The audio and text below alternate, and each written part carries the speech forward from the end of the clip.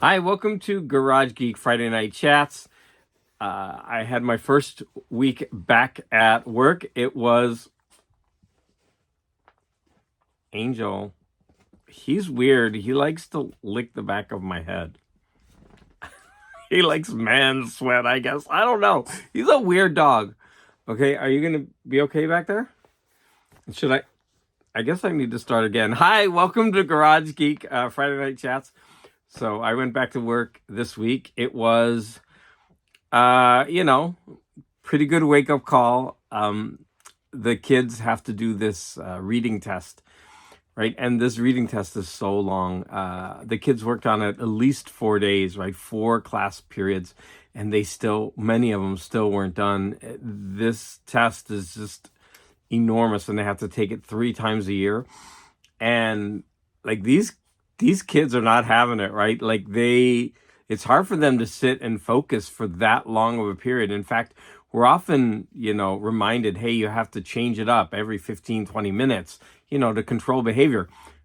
But then they make us do these tests that go on and on and on, and the kids aren't used to sitting that long because we've kind of trained them that we're going to change it up every 20 minutes. So we don't build in longevity anymore, which I always did back before they forced us to change the rules. So these kids are, they're not having it, and they were rebelling, like testing under these conditions, right? Where, so many of the kids are, being noisy and disruptive and preventing other kids from focusing on the test. It's just different. It's very, very different. So that's what I've been dealing with this week.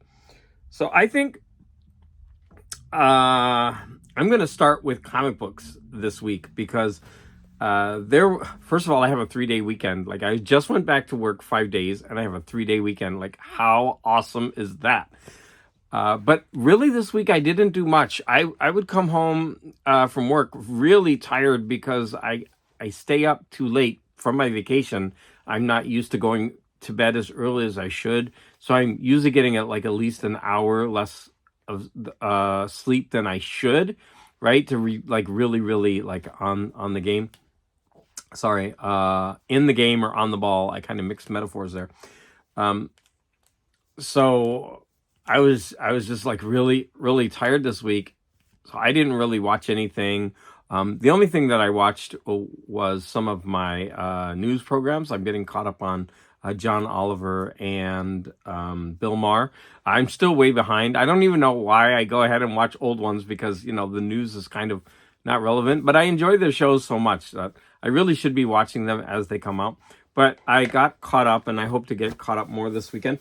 But like I said, I'm going to start with comic books before I get into the few paltry things that I did this week. I got a couple. Oh wait, let me start with this. So I got a nice package in the mail from DJ Trish. Look at this cute card. That is frameable. Look at that. It's so cute. And then she gave me 2 of her mixed CDs. I think she listened, right? I don't need the cases. So she sent me these, and she has this beautiful sticker that, what do you call it? Advertises her. So I really like that sticker, DJ Trish. So that's pretty awesome. I was very thankful to get that from you. Sorry I didn't send anything for Christmas. I sent some stuff for Halloween. I'm kind of like that. Like, I'll pick one thing and then that'll be it for me. Kind of whenever the spontaneity strikes. So I'm going to show a bunch of comics. So look at this. Awesome. I was laughing so hard when I saw that. So Sylvester, he would not make a good drag queen. Look at this awesome Lois Lane. So this is Wonder Woman back when she was in her mod phase. It didn't last very long, but look at her, and look at Superman. He's just on the side. Like, Wonder Woman has, superpowers. So does he, and she's like tossing Lois Lane around, and he's laughing about it. I don't think that's very fair to Lois. I got this copy of Ghosts, and I really, really like the art on that cover. And I guess It is by Mike Kaluta. Now, I'm not sure about the first name, but I think he's the same artist who did my Demon Baby, the one that I love. I think it was Larry's Library who told me that, but I'm not sure. It could have been Sleepy. But yeah, wow, I like that. I got to get these in better bags and boards. Now look at this one. Look at that crotch for days. Like seriously, that is the weirdest angle. She karate kicks him with like that. I'm sorry, you just have to see that. What? That crotch is like front and center of that. Okay, Angel, stop. You don't like that I'm laughing? Ooh. Okay. With some of my comics, I got more comics to show. They were sending me some trading cards. So they added, okay, that's enough. They were Angel. I must taste really good right now. Okay. Angel, stop, please. This is unbecoming of a talk show host. Okay. So they sent me these V cards, and these I loved V as a kid. I don't know why. Like I was all over that show. But you want to smell the card? So, but these are the most boring trading cards I have ever seen. They're so bad. Like, first of all, look at this one. I'm like, what's going on there? And then, like, look at these. Wait, I gotta show you. Like, look at this one. What kid wants that trading card? It's a truck with like two people on top. It's like the most boring trading card you'll ever see. A quiet moment. I don't know. They're just, maybe it's the colors. Everything is just so boring. Like, here's introducing the main character. I mean, I guess that's obligatory. But look at this one blasting through. It's so boring. Finally, we get like the aliens, and even the alien one is boring. I don't know. These trading cards are just like the worst. And then someone else sent me Magic the Gathering. Like, I have no idea about this game at all. I've never played it. The only reason I want one of the sets for Magic the Gathering is the Hildebrandt brothers did a set of cards, I think, or maybe one of the brothers. And so you just get these random, I don't know. Like, the one thing that I don't like is the art is so small on the cards. And so, oh wait, and no, this one is a Pokemon card. Why did I? It's so funny. They just randomly sent these cards. So I'm wondering if maybe some of these are Hildebrandt or not. But it's like you can't see, but this is really tiny. When you hold it up to the camera, it looks really big, right? And detailed. But on these cards, the art is tiny. I don't know. But anyways, I got some Magic the Gathering. Okay, back and Pokemon cards. Back to my comics. I was able to get, this is my run from around 22 to 29 of the Defenders. So I was able to get number 21, and I actually don't remember this. I don't think my brother had it. But this is where the gold starts for me. So this is where the Sons of the Serpent start coming. So this one, and then the next one. I have a copy of this, but it's so beat up. So I was able to get this better copy. Like, oh my gosh, I love, love, love these comics. Here are a couple of facsimiles that I got. So the first one is the New Teen Titans #1, and this is just George Perez. Goodness, I mean, look at that. I'm going to show you an interior of like why this guy's art is. Oh, I don't want to bend this up because that would just make me mad. I mean, look at that art. It's so detailed and so good for a monthly comic that this guy put so much detail into his art. And I want to show you another. There's another full page spread. It starts chapter 2. Yeah, look at this. So there's just so much activity going on in this one static panel. Like so many people are running in, jumping in, there's movement, people dropping from the sky. It's just so dynamic. I love this art. I guess I said that enough, right? I want to show you, there's one picture of Starfire where she's like trapped. I love this. This is hilarious. Look at her. Like, what kind of outfit is this? George, you pervert. Okay, here we go. Another one. Batman #5. I wish they would just reprint every single old issue. Like, they've done #1 now. They did #5. I really wish they would just do them all. Like, these things are gorgeous. And here is an Adventure Comics number 260 Adventure Comics. I don't know why this one is an important issue. I have to read it, obviously, but the Kent's second super son. He was the second super son. Hilarious. Sorry. Okay, so here are some more new comics that I got. Here is a pretty cool issue of, I mean, look at the cover of that. That's pretty awesome. Detective Comics. These are all new. So this one is a Harley Quinn issue. Again, Jenny Frison. I love her colors. I guess I've come across some people who don't really like Jenny Frison art. I mean, art is subjective, but man, I really like her art. And I mean, look at that. That's a really good cover. Let me know what you think about Jenny Frison. Now, this is the second one where I bought the trade dress, but I actually think, I mean, besides those outrageous boobs, I mean, come on, how does she get her outfit to fit like that? But look at that art and the colors. This is a really stunning piece of art, in my opinion. And this is the one, like, they call them the A covers with all the trade dress all over it, all the writing, right? Whereas this one, I mean, this is one of the variant issues that are... Angel! Okay, stop. Okay, look at that cover.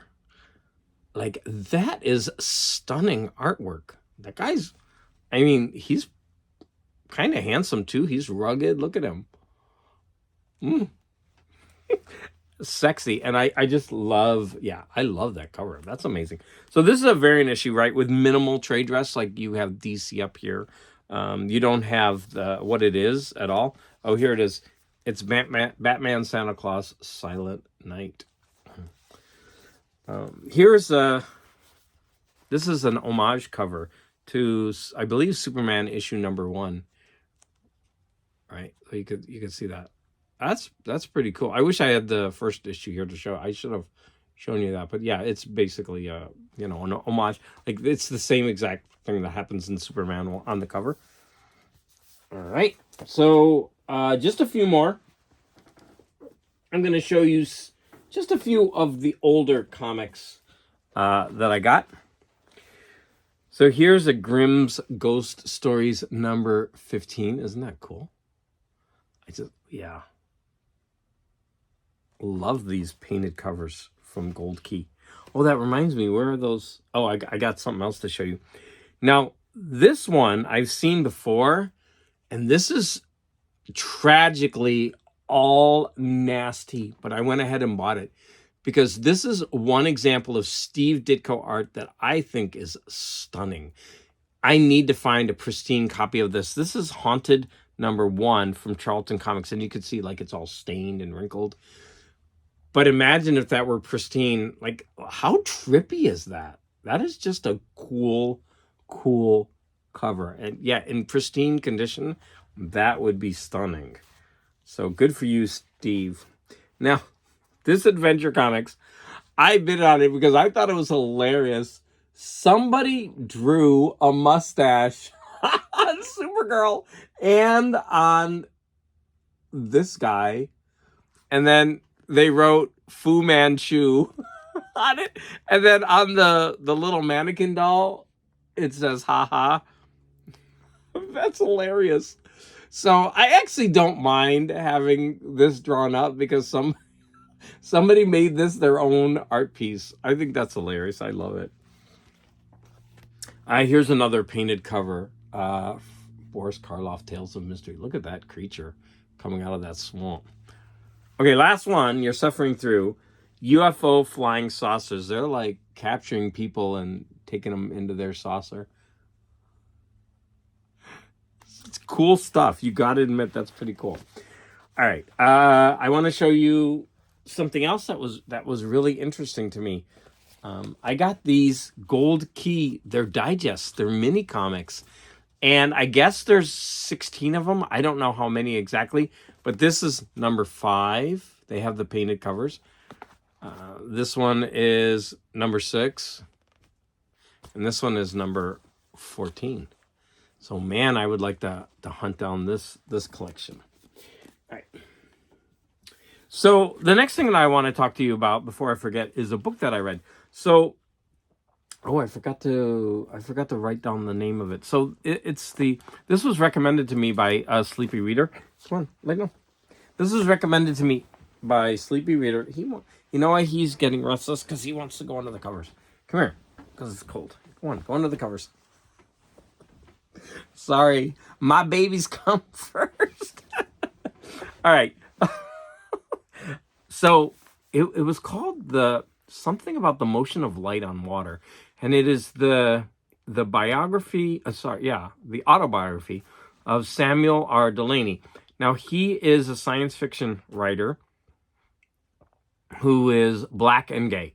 Okay, I guess for the time that he was writing, this was something kind of unique, right? So a black writer in science fiction who is also gay. And his biography was 19 and a half hours. I'm actually hoping he wrote a part 2 because it ends when he's around 22 or so. It ends quite young. It was a really, really interesting autobiography that talked about his writing process. But he's very, very candid about sex.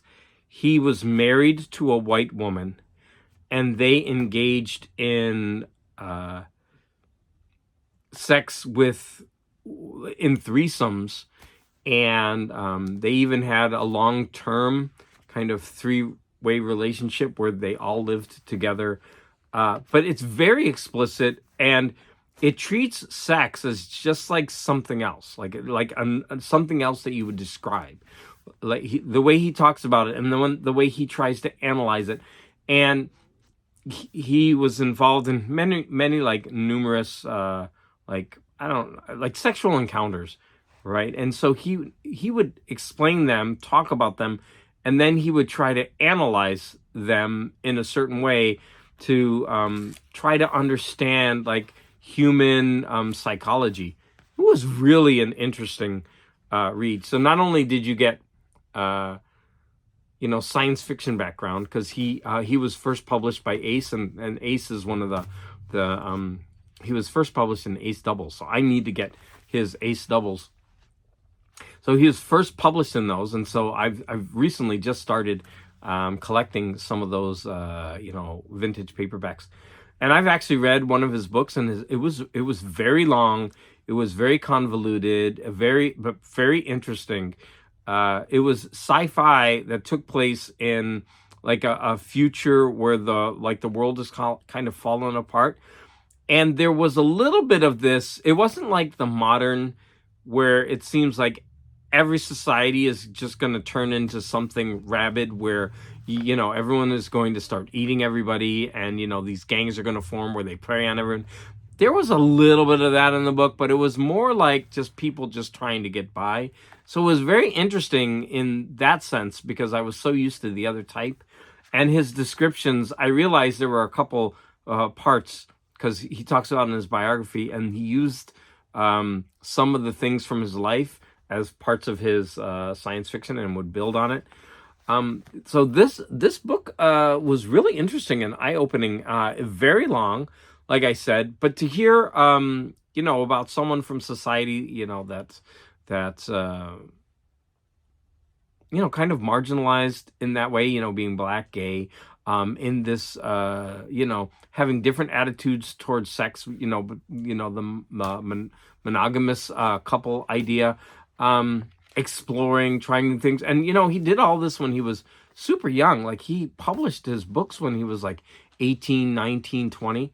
And it's also of its time because he lives in New York City.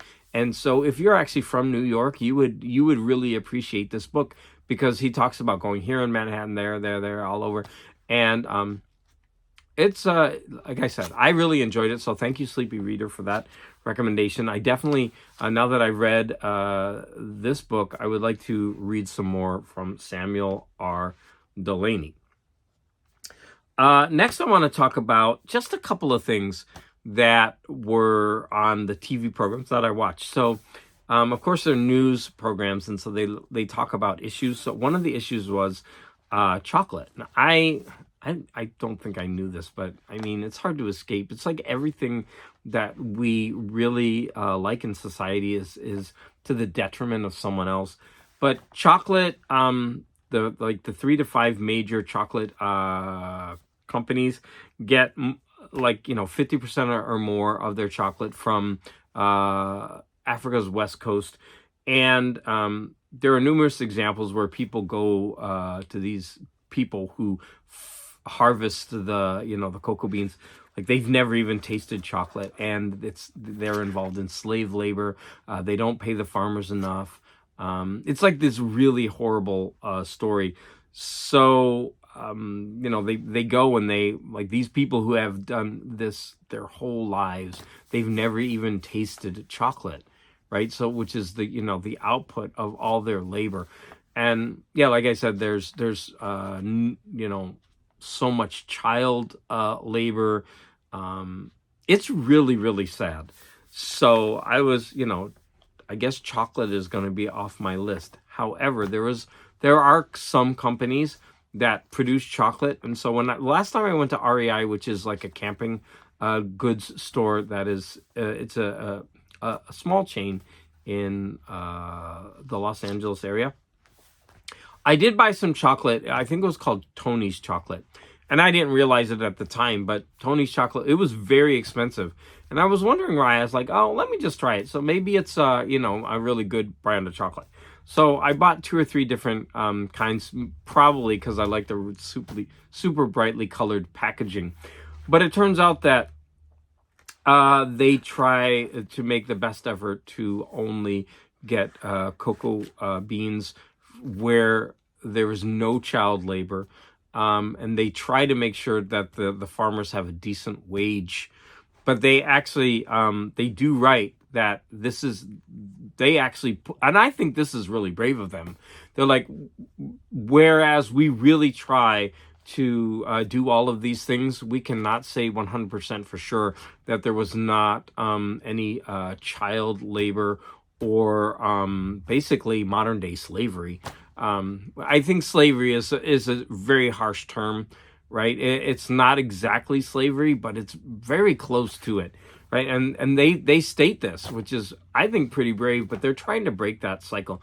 So if any of you really, really love chocolate, no more Nestle's, none of the big companies, you got to buy Tony's chocolate, or try to find some companies like that who will try to break this chain. And I love chocolate, but nope, Tony's chocolate.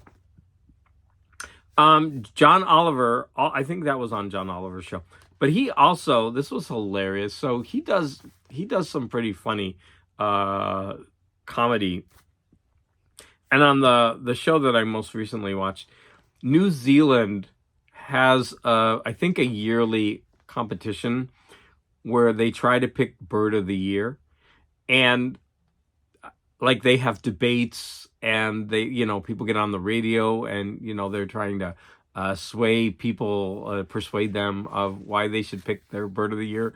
And John Oliver did this big piece. He was like, we are gonna and the voting is open to anyone worldwide. This was so funny because he went on to his show and he made this big pitch, and he was like, last year, now they're doing it, I think, bird of the century. He's like, last year the bird only won by 2,800 votes, and he's like, I know we can beat that. And he showed that he was advertising all over the world, in England, in India, in the United States. He started showing this campaign, and he was obviously advertising on his show. And he was like, "We are going to vote for the Puteketeke." And he showed the bird. I don't know why, but I thought this was so hilarious, and I can't wait. I obviously missed the voting, but I can't wait for the follow-up show to see how that turned out. I really do hope the Puteketeke won, and even though he does all of this comedy, he ends up donating a lot of money to whatever cause or campaign. So even though this is going to totally sway like the outcome of this vote, it will be for a good cause. But man, it was funny watching him do that. Like the way he showed the bird, the way he explained the bird. The bird is quite a humorous bird. It's like pretty ugly looking, and I don't know why I'm gushing on about this, but it was pretty funny. So, bird of the century in New Zealand, I hope will be the Puteketeke. I have 2 more things to talk about. 3. Okay, so let me do this before I forget, right? So everybody knows that, hopefully, that at the end of the month, I'm going to do a live stream on these 4 items. I'm not going to repeat them. I did an announcement. So everybody, I hope you're reading, watching. I've already started listening to the ambient one. I'd heard it many times before, but I hadn't heard it in a while. And yeah, so I already started listening to that one. This weekend, I think I'm going to start the She-Hulk and the Rat. So I've got 2 more things to talk to you about. So let me do this one first. So I have this gigantic book sitting around, and I said to myself, you know what? It's time to jump in. It's short stories. You've got to read this. Contemporary American writers introduced stories that held them in awe. So I read the first story, and it's called A Mother's Tale by James Agee, or Ag. I don't know how to pronounce it, Agee. And it was introduced by Annie Dillard. So she's a, I know I've read, I think, nature writing by her. So she introduces it, and she says, this is a story that should not work. But the writer does it so well that by the end, you're thinking, how could you have not read something like this? So when I explain it to you, it's going to sound ridiculous, but she's right. It totally worked. It totally won me over. It wove a spell on me. So once more, this is called A Mother's Tale by James Agee, or Agee. And it's basically a mother cow telling her young cows or calves, her calves, she's not talking to her legs, she starts telling them like a cautionary tale. Like some cows are being taken away on a train, and the kids are asking what's going on. And there's been all these rumors over the years. She doesn't know exactly what's going on, but she starts weaving them a tale with, pieced together rumors of where she thinks the cows are going and what's going to happen to them. And she knows in her mind, like, she should not be telling this tale, but for some reason she just keeps telling the kids this tale, and it's very powerful. Like, I was, thinking about the Holocaust when I was going through this. Like, so much of this, it's a very, very good story, and it shouldn't work, right? Anthropomorphized cows talking to their children, telling them cautionary tales, about slaughterhouses, but it was very powerful, and it's a very good story. So I recommend you hunt it down. It's called A Mother's Tale. Again, it's A Mother's Tale by James Agee. And maybe I'll learn how to pronounce his name one of these days. And so the last thing that I'm going to talk to you about is I started reading this astounding science fiction, because I think it was, who recommended? Like, I showed them all, and I said, which one am I supposed to read first? And 2 people responded, and one of them said the plague, and the other one said I needed to read that one about the brew, which I'll do that one next. I'm actually not looking forward to that one. Sorry about that. So the cover story is called Plague by Renee Lafayette. So I started reading this story, and as I was reading it, I took a break, and I started like, well, who is this Renee Lafayette? It turns out that it is a pen name for L. Ron Hubbard. And I was like, what? I have never read anything by L. Ron Hubbard. As I told Sleepy Reader this week, like when it comes to science fiction, I am woefully behind and ignorant. Like I do not know a lot about science fiction. And that's why this is such so interesting for me and intriguing because I'm learning so much as I start reading this. So this story is about a plague ship that lands on a planet and they send it away. The people on site are dying, but they want to have nothing to do with it. And this other ship, who's got the main character is a doctor, they're trying to hunt the ship down so that they can find out, like where the plague is and where they've gone because they could, spread it wherever they go. Turns out that this is a group of short stories that were printed in a book called Old O-L-E, Old Doc Methuselah. And that's the main, excuse me, the main character in that story. It was a really good story, actually, and I would actually like to hunt down the rest and get the collected edition. So for my first introduction to L. Ron Hubbard was a positive one.